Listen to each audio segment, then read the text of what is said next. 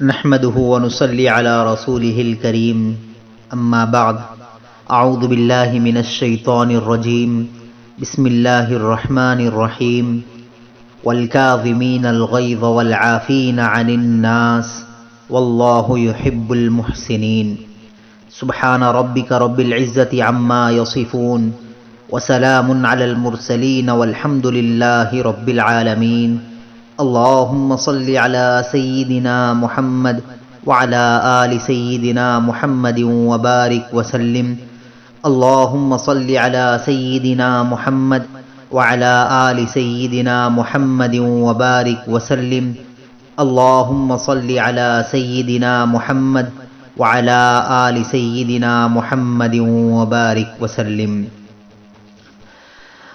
معزز سامعین اکرام، اللہ رب العزت نے انسان کے اندر چند جذبات رکھے ہیں، جیسے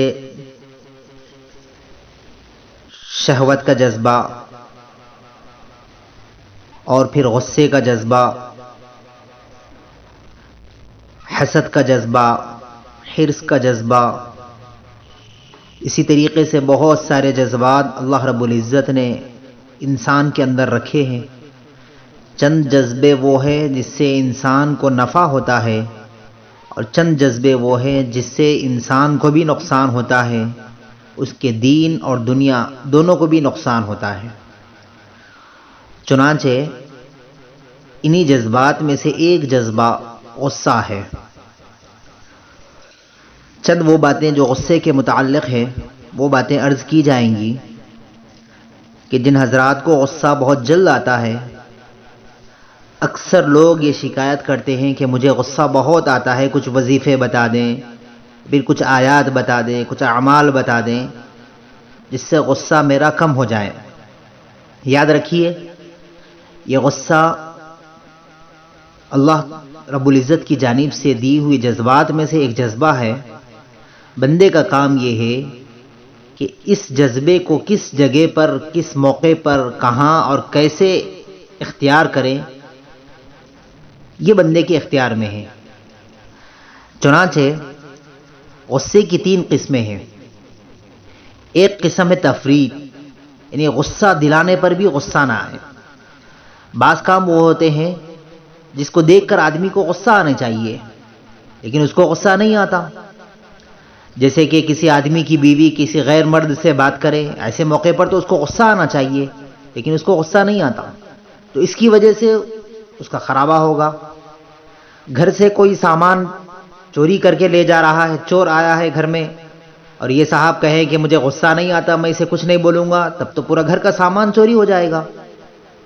اور اسی طریقے سے دین کی کوئی بات ہے، کوئی سنت، کوئی نفل، کوئی فرض اس کی آنکھوں کے سامنے کوئی چھوڑ رہا ہے اور پھر یہ کہے کہ مجھے غصہ نہیں آتا، تو یہ غلط ہے۔ تو پہلی قسم وہ ہے کہ آدمی کو غصہ دلانے پر بھی غصہ نہ آئے۔ یہ ایسے لوگ بے غیرت ہوتے ہیں، ان کو صاف الفاظ میں یہ کہا جائے کہ یہ بے غیرت لوگ ہیں، ان کو کوئی غیرت نہیں ہے۔ اور دوسری قسم ہے افراط، یعنی بات بات پر غصہ آئے، کوئی چھوٹی سی نافرمانی ہو جائے، کوئی کام غلط ہو جائے تو اس کو غصہ آ جائے اور وہ غصے میں اپنے آپے سے باہر ہو جائے، حتیٰ کہ وہ ایمان کے دائرے سے بھی خارج ہو جائے، اس کو پتہ نہ چلے کہ میں نے غصے میں کیا کہہ دیا ہے۔ آپ نے بھی سنا ہوگا، ہم نے بھی سنا ہے کہ غصے کی حالت میں آدمی اپنے آپے سے اتنا باہر ہو جاتا ہے کہ بسا اوقات وہ اپنی بیوی کو طلاق تک کے جملے کہہ دیتا ہے، بعد میں اس کو پچھتاوا ہوتا ہے لیکن فائدہ کچھ نہیں۔ بعض عورتیں غصے کی حالت میں اپنی بچوں کو ایسی بددعائیں دے دیتی ہیں جس کی وجہ سے اس کا بچہ نافرمان بھی ہو جاتا ہے اور بہت جلد اس بچے کو اپنی آنکھوں سے وہ گڑھے میں گرتا ہوا دیکھتی ہے لیکن کچھ نہیں کر سکتی اس لیے کہ غصے میں تھی۔ تو پہلی قسم وہ ہے کہ غصہ دلانے پر بھی غصہ نہ آئے، یہ بے غیرت لوگ ہیں۔ اور دوسری قسم بات بات پر غصہ آئے، یہ اخلاق سے گری ہوئی حرکتیں ہیں۔ لیکن تیسری قسم ان دونوں کے درمیان میں ہے، وہ اعتدال کی ہے۔ تو ہم کو اعتدال پسند بننا چاہیے کہ ہمارا غصہ اعتدال میں رہے، کس بات پر غصہ آئے اور کس بات پر غصہ نہ آئے۔ یہ ہم کو سوچنی چاہیے. تو یہ جو تیسری قسم اعتدال کی ہے یہ ہم کو اپنی زندگی میں بنانا چاہیے. اچھا، اس اعتدال کی جو قسم ہے اس کے اندر اور 4 قسمیں آتی ہیں. پہلی قسم یہ ہے کہ غصہ جلدی آئے اور جلدی چلا جائے. دوسری قسم غصہ دیر سے آئے اور دیر سے جائے. تیسری قسم غصہ جلدی آئے اور دیر سے جائیں. چوتھی قسم وہ ہے کہ غصہ دیر سے آئے اور جلدی جائے. توجہ سے سنیں کہ جس کو غصہ جلدی آتا ہے وہ بھی نقصان کر بیٹھتا ہے، بعد میں اس کو پچھتاوا ہوتا ہے. اور جس کو غصہ دیر سے آتا ہے وہ بھی ایسے ہوتے ہیں کہ ان کے ہاتھ سے ساری چیزیں ضائع ہو جاتی ہے، تب ان کو پتا چلتا ہے کہ مجھے یہاں پر غصہ کرنی چاہیے تھی. تو ہم کو چاہیے کہ غصہ دیر سے آئے اور جلدی چلے جائے. یہ ہم کو اس پر مشق کرنی چاہیے. یہ کوئی ایسا آسان کام نہیں ہے کہ ہم نے بیان سن لیا، کسی کتاب میں پڑھ لیا اور اس پر عمل کرنے ہم بیٹھ جائیں گے. ایسا نہیں ہے، بہت مشکل کام ہے یہ کہ غصہ ہم کو ہماری طبیعت کے اور مزاج کے خلاف اگر کوئی بات ہو جائے تب آدمی کو غصہ آتا ہے. تو ہم کو یہ ہے کہ غصہ دیر سے آئے اور جلدی چلا جائے. اس کی ہم کو بہت مشق کرنی چاہیے. چنانچہ کمزور کو غصہ بہت زیادہ آتا ہے بنسبت طاقتور کے. جوان کی بنسبت بوڑھوں کو غصہ جلدی آتا ہے اور زیادہ آتا ہے. تندرست کی بنسبت بیمار کو غصہ زیادہ ہوتا ہے. مرد کی بنسبت عورت کو غصہ بہت زیادہ ہوتا ہے. اس کے علاوہ چند وہ چیزیں جس سے آدمی کو غصہ آتا ہے. پہلی چیز ہے اگر آدمی تھکا ہوا ہو اس کو غصہ آ جاتا ہے. درد کی وجہ سے غصہ آتا ہے. سائنس یہ کہتی ہے، یہ جو چیزیں بتائی جا رہی ہے سائنس بھی اس بات کو ماننے کے لیے مجبور ہو گئی ہے کہ جو باتیں شریعت میں بتائی گئی ہے وہ باتیں بعین ہی سائنسی تحقیق کے مطابق اس بات کو ہم صحیح تسلیم کرتے ہیں کہ ہاں ان چیزوں سے غصہ آدمی کو زیادہ آتا ہے. تو درد کی وجہ سے، جیسے کسی کو سر میں درد ہو یا جسم میں درد ہو، اس کی وجہ سے غصہ زیادہ آتا ہے. شہوت پوری نہ ہو تب غصہ آتا ہے. مرد اگر اس کی عورت شہوت پوری کرنے میں مدد نہ کرے تب اس کو غصہ آتا ہے، اور عورت اگر خاوند کا ساتھ نہ دے تب اس کو غصہ آتا ہے. ایک دوسرے کو شہوت پوری نہ ہونے کی وجہ سے غصہ آتا ہے. عورتوں کے ایام میں ان کو غصہ زیادہ آتا ہے. نشہ پورا نہ ہو تب غصہ آتا ہے، چاہے وہ مرد ہو یا عورت ہو. اگر کوئی ناانصافی ہو جائے کسی مسئلے کے اندر یا کسی کام کے اندر تب اس کو غصہ آتا ہے. کسی ٹارگٹ میں پاس نہ ہو، جیسے امتحان میں پاس نہ ہو یا کسی کاروبار میں کامیاب نہ ہو تب آدمی کو غصہ آتا ہے. بعینی ہے عورتوں کو بھی. مایوسی میں غصہ آتا ہے. کسی کام سے اگر مایوس ہو جائے تب اس کو غصہ آ جاتا ہے. جان، مال، عزت اور آبرو کا خطرہ ہو تب غصہ آتا ہے. موجودہ زمانے میں اگر کوئی ٹریفک میں پھنس جائے تب اس کو غصہ آتا ہے. اور اسی طریقے سے غذا کے اندر مصنوعی شوگر جو استعمال کرتے ہیں اس کی وجہ سے بھی غصہ زیادہ آتا ہے. فاسٹ فوڈ کا استعمال کرنے کی وجہ سے بھی غصہ زیادہ ہوتا ہے. اور میگنیشیم کی ڈیفیشنسی کی وجہ سے بھی غصہ زیادہ آتا ہے. اسی طریقے سے وٹامن سی اور وٹامن بی کی ڈیفیشنسی کی وجہ سے بھی غصہ زیادہ آتا ہے. تو ان چیزوں کی وجہ سے غصہ آتا ہے. اور پھر اس کو غصہ کم کرنے کے کئی طریقے اور کئی تدابیر ہے. اچھا، اس غصے کی وجہ سے ہوتا کیا ہے؟ پہلی چیز یہ ہے کہ غصہ ایمان کو نقصان پہنچاتا ہے، حتیٰ کہ آدمی اسلام کے دائرے سے خارج ہوتا ہے. جیسے کہ کسی آدمی کو کہا جائے کہ بھئی شریعت میں یہ چیز ہے، سنت یہ چیز ہے، آپ یہ کام کرو. اگر وہ آدمی کہیں کہ ارے بھئی شریعت کو ایک طرف رکھ دو، ایک سائیڈ میں رکھ دو، فقط کفر، وہ تو کافر ہو گیا. جس نے کہا کہ شریعت کو ایک سائیڈ میں رکھ دو، شریعت کے بارے میں بعد میں سوچا جائے گا، فرمایا گیا کہ وہ تو کافر ہو گیا. تو غصے کی وجہ سے یہ ہوتا ہے. چنانچہ ایک واقعہ سننے کو ملا ہے کہ ایک آدمی نے غصے کی حالت میں اپنی بیوی کو طلاق دے دیا. ایک کسی فنکشن میں موجود تھے، وہ آپس میں سارے رشتہ دار تھے، سارے لوگ بیٹھے ہوئے تھے. تو غصے کی حالت میں اس نے اپنی بیوی کو طلاق دے دیا. جب یہ بات اس کے بیوی کے بھائی تک پہنچی تو اس نے کہا کہ اس نے ایسے کیسے طلاق دے دیا، میں بھی اپنی بیوی کو طلاق دیتا ہوں. اس نے اپنی بیوی کو طلاق دے دیا، اس نے اپنی بہن کو دے دیا. اس طریقے سے ایک ہی رشتہ دار کے سارے افراد بیٹھے ہوئے تھے اور غصے کی حالت میں ایک دوسرے کو طلاق دیتے ہوئے تقریباً 20 عورتوں کو ایک ہی محفل کے اندر طلاق ہوئی. تو غصے کی حالت میں یہ نقصان ہوتا ہے. اور غصے کی وجہ سے آدمی جہنم میں بھی جائے گا. یعنی کوئی کام ایسا کرے جو شریعت کے اور سنت کے خلاف ہو، اسلام کے خلاف ہو، تب تو وہ جہنم میں جائے گا. غصہ کیوں آتا ہے؟ اس کی چند چیزیں ہیں. پہلی چیز تکبر کی وجہ سے کہ میں بڑا ہوں، مجھے لوگ بڑا کہیں، میری انا ہو، میری عزت ہو، میرے مقابلے میں کوئی دوسرا کیوں آ رہا ہے. اگر کوئی دوسرا آ جائے تب اس کو غصہ آ جاتا ہے. اس کا علاج خاک ساری سے ہے، یعنی عاجزی اور انکساری سے ہے.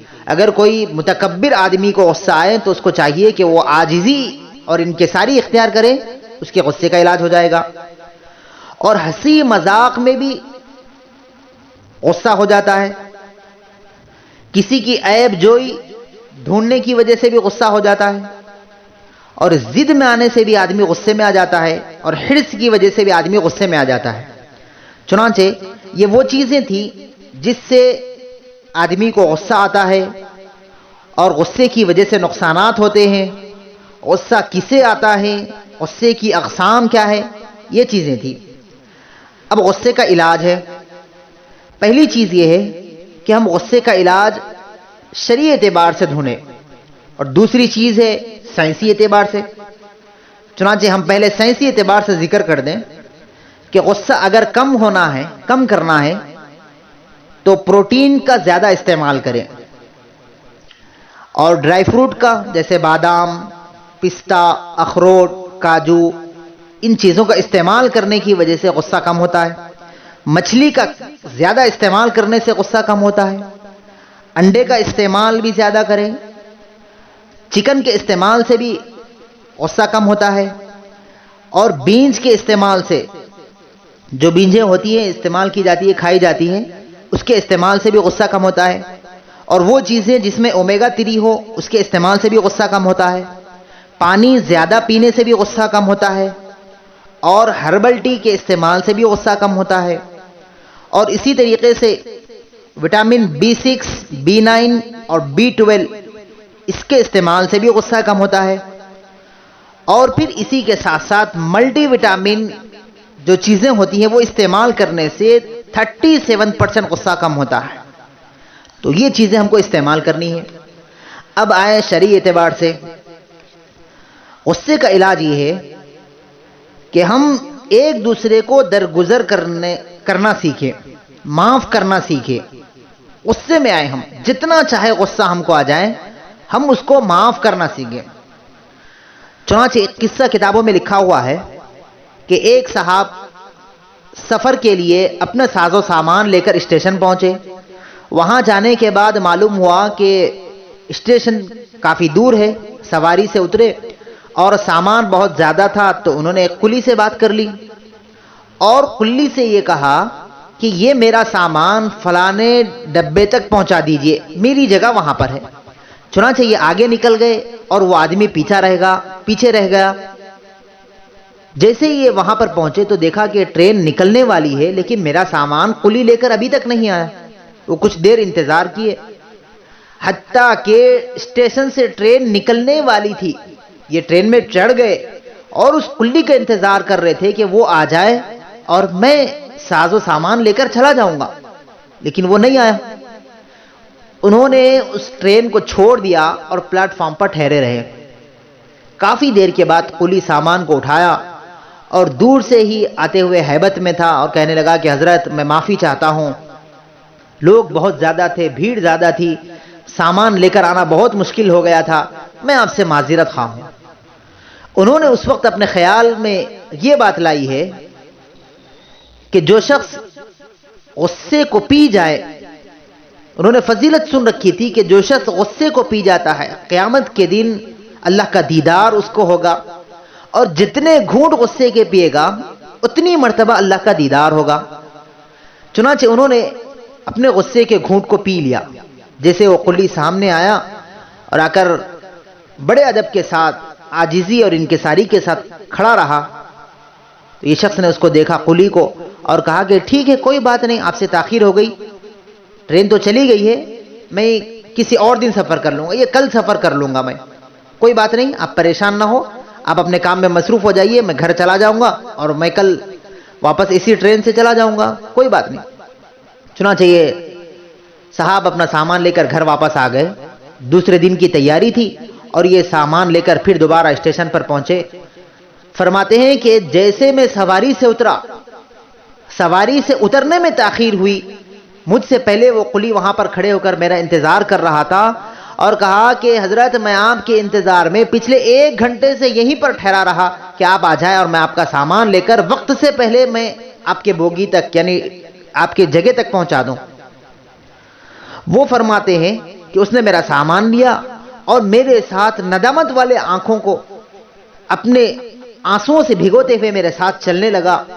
جب وہ جگہ پر سامان کو رکھ دیا، میں نے دیکھا کہ اس کے آنکھ سے آنسو جاری تھے اور یہ کہنے لگا کہ حضرت میں بہت غریب آدمی تھا، کل کے اس عمل کی وجہ سے میں ساری رات اور سارا دن پشیمان رہا کہ میری وجہ سے ایک آدمی کا سفر چھوٹ گیا ہے، میں بہت شرمندہ ہوں، آج میں آپ سے کوئی معاوضہ نہیں لوں گا۔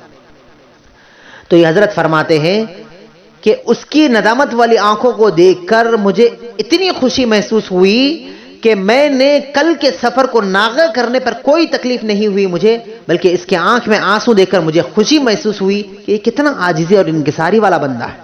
میں نے اس کو معاف کرنے پر جتنی خوشی ہوئی، میرے نقصان پر مجھے کوئی غم نہیں ہوا، میں نے سارے غم کو بھلا دیا اس کے معاف کرنے کی خوشی میں۔ تو معلوم یہ ہوا کہ جو بندہ ایک دوسرے کو معاف کرنا سیکھے، معاف کر دے، درگزر کر دے، تو اس کی وجہ سے غصہ کم ہو جاتا ہے۔ اور پھر یہ ہے کہ اللہ رب العزت کا دیدار ہوگا، اس کو اپنے ذہن میں محفوظ رکھیں کہ جتنا گھونٹ میں غصے کا پیوں گا اتنی مرتبہ اللہ کا دیدار ہوگا۔